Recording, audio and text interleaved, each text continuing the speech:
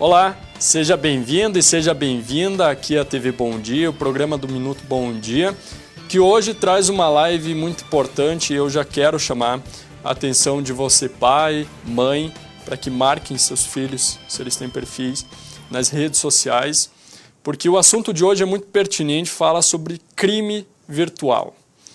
A nossa entrevista, a pauta de hoje, é segurança de dados nas redes sociais e a prática de golpes. Quem vai conversar conosco nesta manhã é o advogado Andrei Henrique Andriola, ele que é mestre em Ciências Criminais pela PUC do Rio Grande do Sul, está cursando pós-graduação em Direito Digital e Proteção de Dados pela EBRAD, a Escola Brasileira de Direito, é presidente da Comissão Especial de Direito Penal e Processo Penal da OAB do Rio Grande do Sul, com subseção em Erechim, e conselheiro da ACREIERGS. Atualmente ele é advogado e professor universitário. Andrei, satisfação em lhe receber aqui novamente na TV Bom Dia. Seja bem-vindo. Bom dia, Natan. Muito obrigado pelo convite e pela oportunidade de estar aqui mais uma vez no Jornal e TV Bom Dia, né? Esse veículo de comunicação tão importante para nossa região aí, que traz tantas informações à nossa comunidade. Tá certo, a gente que agradece. Para quem está em casa e entender um pouquinho melhor a iniciativa para este assunto na live de hoje, desde o início do ano, mais de 1 milhão de golpes ou tentativas de golpes virtuais foram identificados no Rio Grande do Sul. Para a gente ter um pouco esta noção, né, muita gente cria um perfil na rede social e acaba não lendo aqueles termos e condições, né, onde fala um pouco também sobre a questão de dados, segurança nas redes e onde os dados que você disponibiliza como plataforma Facebook, por exemplo, para onde que esses dados podem ser compartilhados. Andrei, a primeira pergunta que eu lhe faço é que a maioria das pessoas dispõe dados pessoais nas redes, seja local de trabalho, foto com familiares, a idade, o município e até o número do celular. Quais informações destas citadas podem prejudicar e acabar contribuindo para os crimes? Bom, Natan, em primeiro lugar, eu acho importante a gente ressaltar que vivemos, né, nessa sociedade da informação, em uma chamada quarta revolução industrial, onde a tecnologia evoluiu tanto que já os limites físicos, biológicos e tecnológicos se confundem, né? A gente não consegue separar as coisas, mas elas começam a fazer parte, como se fosse uma coisa só. Os dados, Natan, eles são tidos como um novo petróleo, né? Quem tem acesso aos dados consegue ter vantagens que outras pessoas que não têm esse acesso acabam não tendo. Nesse cenário, então, surgem fenômenos como a internet das coisas, ou seja, todas as coisas, né, veículos, eletrodomésticos, enfim, acabam sendo ligados à rede e recebendo dados, né, tudo gira em torno de dados. Então, a gente alimenta o sistema com dados que podem ser tidos como dados pessoais. O que são dados pessoais? Segundo a LGPD, né, a Lei Geral de Proteção de Dados, que vai entrar em vigor, ainda não entrou em vigor, mas, enfim, em breve deve estar entrando em vigor, são todas aquelas informações que permitem nos identificar o indivíduo, nome, RG, CPF, gênero, data e local de nascimento, hábitos de consumo, né, quando a gente vai no mercado, digita o CPF em relação àquelas compras, isso também nos identifica enquanto clientes. Vejam, né, histórico de navegação da internet, por aí vai. Então, em relação à pergunta, eu acredito até que o ponto-chave não seria necessariamente quais, né, mas como serão tratados esses dados. Eu acho que isso é fundamental, aonde a gente informa esses dados. Justamente porque se ligam diretamente ao próprio direito da privacidade, né? Nós fornecemos dados todos os dias, não há como escapar disso, mas a forma como eles são tratados por quem recebe esses dados e é o fator pelo qual aqui a gente deve se preocupar, né? A LGPD vem tratar isso, a LGPD vem dizer, olha, né, a gente tem alguns princípios aqui para tratar esses dados e a gente pode tratar de forma correta dessa forma, senão há alguma penalidade, há alguma multa à empresa que não realizar esse sentido.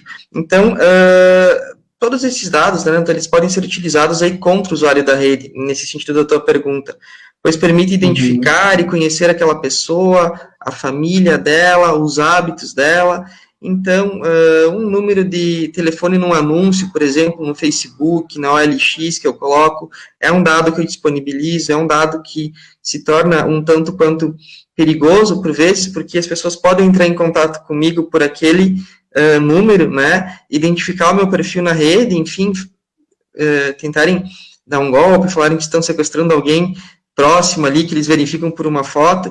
Então, tudo isso são dados, né, mas acho que na sociedade que a gente vive hoje não tem como não disponibilizar dados. A ideia, então, aqui é limitar a exposição, né? Temos dados que permitem nos identificar, enfim, e são utilizados como uma forma, eles podem ser usados contra a gente. Então, é limitar essas informações, né? Explorar as opções de privacidade nas plataformas, saber quem a gente aceita como amigo, né? Negar se o perfil é estranho, se tu não conhece aquela pessoa, se não tem amigos em comum, incluir ali apenas o essencial que talvez não mostre toda a nossa vida ali e que isso possa ser utilizado como ferramenta pelos criminosos contra a gente em algum determinado momento. Disponibilizamos dados, então, Natan, de vários tipos, em todos os momentos, e talvez não tenhamos como escapar disso, mas a ideia, então, é limitar essas informações, explorar opções de privacidade das plataformas que utilizamos. Tá certo. Andrei, durante a pandemia, o crime de estelionato cresceu 25%. Conforme o mesmo período, em comparação ao mesmo período do ano passado. Estes são dados divulgados pela Secretaria de Segurança Pública do Rio Grande do Sul. Como a gente pode detectar, né, esse tipo de crime e qual a lei prevista, né, e que prevê que tipo de penalidade aí para estelionato? Bom, Natan, aqui a gente fala em relação ao estelionato virtual, né? Como tu mencionaste, de fato é uma prática que cresceu muito, ainda mais agora em relação à pandemia. A pena, né, regra geral para estelionato, enfim, se analisar por menores, é uma pena de reclusão de 1 a 5 anos de multa. Devemos nos atentar que a pena é aplicada em dobro se a vítima for uma pessoa considerada idosa, né? E algo que eu achei importante trazer aqui é que, em que pese ainda não esteja aprovado e tudo mais, há um projeto de lei, né, que, por meio desse projeto, se prevê um aumento de pena se o estelionato for praticado por meios eletrônicos. Então, aumenta-se a pena aí em até 1/3. Bom, tendo em vista, né, a pena do estelionato, né, que é o crime cometido também pelo meio virtual, eu acho que em relação a essa pergunta, para a gente identificar isso, a desconfiança e a educação digital são as peças-chave, Natan, né, para que isso torne a nossa navegação na rede um tanto quanto mais segura. Vejam, né, por exemplo, às vezes uma pessoa conhecida recebeu um e-mail já da polícia que ela estava intimada para depor sobre uma determinada situação, e para ela saber os dados disso, de quando ela deveria comparecer, sobre o que era, deveria clicar num link. Poxa, então a gente já desconfia daí, né? Tem como a gente verificar essa informação antes de clicar? Liga na delegacia, né? Liga no órgão responsável que diz ali e verifica se de fato essa informação ela é pertinente. Outra coisa, me utilizando daquele ditado, né? Quando a esmola é grande, o santo desconfia. Promoções falsas, né? Isso faz com que haja muito roubo de dados. Então, às vezes tem uma promoção de uma loja que parece muito fácil. Vai ganhar uma televisão aqui, os 100 primeiros que compartilharem, uma televisão 4K, 100 polegadas, né, e só pelo compartilhar. Será que isso, de fato, é verdade? Será que eu não posso ir até o site oficial daquela empresa que está promovendo isso para descobrir se isso é verdadeiro, ou ligar, pelo menos, para a empresa para descobrir se, de fato, isso é verdadeiro, antes de eu compartilhar, antes de preencher algum link com alguns dados meus, enfim. Tudo isso, né, essa desconfiança, são fatores importantes. É um exemplo também de uma campanha aí que atingiu quase 7.000 pessoas, até mais, né, que é o chamado golpe do Brasil Sorridente. Então, se disponibilizava um tratamento odontológico gratuito, se tu preenchesse alguns dados, enfim, disponibilizasse esse link de preenchimento para outras pessoas. Quantos dados não foram roubados por meio disso? A questão é, né, Nathan, não há dinheiro fácil, não há coisas fáceis, a gente sempre precisa desconfiar. A empresa está com a promoção, liga para saber, sempre buscar confirmar isso. E em relação à educação digital, né, a gente precisa gerar uma cultura preventiva, descobrir aprender algumas coisas para que as pessoas não caiam mais nesse golpe. A conexão Wi-Fi é segura, né, é ou não é? Os sites em geral, qual é o domínio deles? Tem um cadeado lá que diz que o site é seguro? Aliás, enquanto ao domínio, né, quando vem um e-mail que vem de um golpe, né, que pressupõe um golpe, geralmente usam domínios comuns e não oficial. Por exemplo, oficial seria @bb.com.br, mas se utilizam de Gmail, Hotmail, porque criam um e-mail comum que qualquer pessoa pode criar e se utilizam dele para chegar até a vítima. Usar somente senhas fortes, enfim. Andrei, a gente não está lhe ouvindo. Não sei se cortou a tua conexão. Vamos esperar um pouquinho. Eu acho que acabou falhando a nossa conexão aqui com o Andrei. Vamos ver se ele consegue reconectar aqui com a gente. Andrei, você está me ouvindo? Sim, Natan, te ouço. Tu me ouve também? Sim, tá certo. Agora voltou. Pode continuar falando aí. Eu não sei em qual parte cortou, talvez. Qual era o meu último... Eu acho que o senhor estava falando da questão das senhas, que elas precisam ser cada vez fortes, né? Elas dão uma maior segurança. Exato. Só finalizando alguns conselhos, então, em relação a criar essa educação digital, essa cultura preventiva. Além das senhas, então, quando a gente vai baixar um aplicativo no celular, baixar somente daquelas lojas, né? Daquelas App Store, que são oficiais, né? Do Google, da Apple, enfim, não se utilizar de fontes desconhecidas e prestar atenção no contexto geral, né, Natan? Qual é aquele contexto, por exemplo, recebi um BO de uma delegacia e eu tenho que clicar nesse link aí por e-mail para descobrir quando eu vou ser ouvido, o que aconteceu, mas será que de fato eu cometi alguma coisa, né, para estar envolvido em uma situação dessas?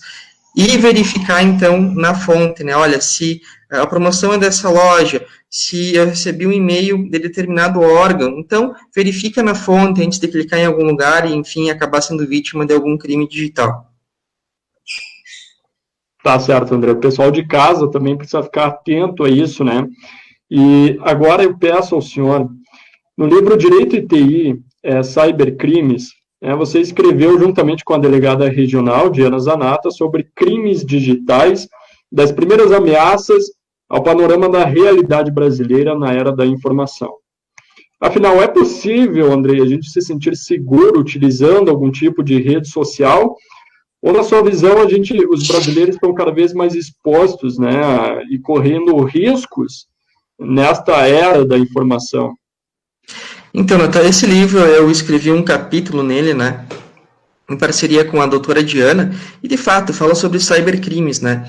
Então, todo o contexto histórico aí da internet, enfim, e as atuais formas, né, de atividade ilegal de pessoas envolvendo a internet. Quem organizou o livro foi o Dr. Emerson, enfim, que é ex-chefe de polícia do Estado, e é uma autoridade no assunto aqui, né, porque, inclusive, ele atua muito nessa área, ele escreve muito nessa área, tem várias obras nesse sentido. Eu acho, Natan, que em relação a essa pergunta, independentemente da resposta, né, ser seguro ou não ser, não há como a gente não utilizar uma rede social, e esse é o ponto-chave. Então, a necessidade da rede social é cada vez maior, em que pese seja um ambiente que traga riscos, quem não está nas redes hoje acaba não estando no mundo, né? Ainda mais nessa situação de pandemia. Tudo a gente resolve pela internet. Veja, né? Quanto o uso da tecnologia aumentou agora. Aliás, quanto dessas modificações não vieram para ficar. Então, talvez aplicativos, sites que estavam se desenvolvendo iriam ter um crescimento, como talvez o próprio Meet, né, em relação a reuniões virtuais, pouco a pouco seriam mais utilizados, foram utilizados por muitas pessoas de uma hora para outra. Quanto disso veio para ficar quando essa pandemia, né, acabar? Quanto disso vai ficar justamente por facilitar o deslocamento e eu não precisar de uma reunião presencial, porque agora eu posso ter uma reunião virtual e eu já tenho domínio sobre isso. Então, mesmo que seja um ambiente com riscos, né, mesmo que seja um ambiente que não seja seguro, a gente precisa navegar.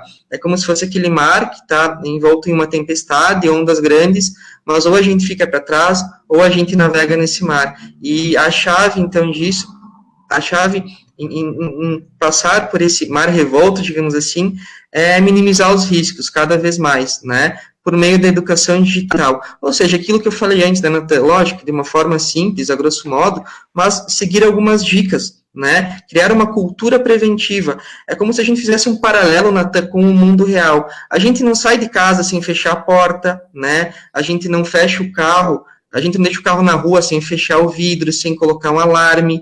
Então, a gente precisa fazer isso também no mundo virtual, criar algumas formas, ter algumas formas de cuidado, né, limitar nossa exposição na rede, nossos dados pessoais na rede e sempre ter uma desconfiança.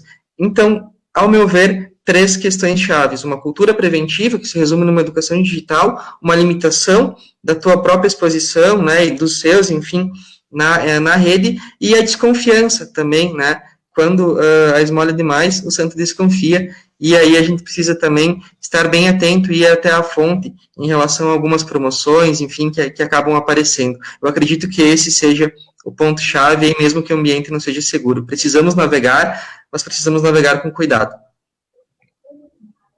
Tá certo, muito bem. Ficam aí, então, as dicas, né, para o pessoal de casa. Sempre estar atento aí a qualquer tipo de desconfiança, procure os órgãos de segurança pública, seja a Polícia Civil, Brigada Militar, para que a gente também impeça, né, de ser vítimas destes golpes virtuais. Para você que está nos acompanhando, a nossa live de hoje vai ficando por aqui, a nossa entrevista é com o advogado e professor universitário Andrei Henrique Andreola. Andrei, muito obrigado pela tua disponibilidade e participação aqui. Sem dúvida alguma, as tuas orientações são muito importantes e eu peço que o senhor retorne mais vezes aqui à TV Bom Dia, né, seja dessa forma online, devido à pandemia, ou em outro momento mais oportuno. Muito obrigado. Muito obrigado, Natan. Obrigado mais uma vez ao Jornal e à TV Bom Dia pela oportunidade. Sempre que precisarem, estou à disposição. Contem comigo. Um abraço.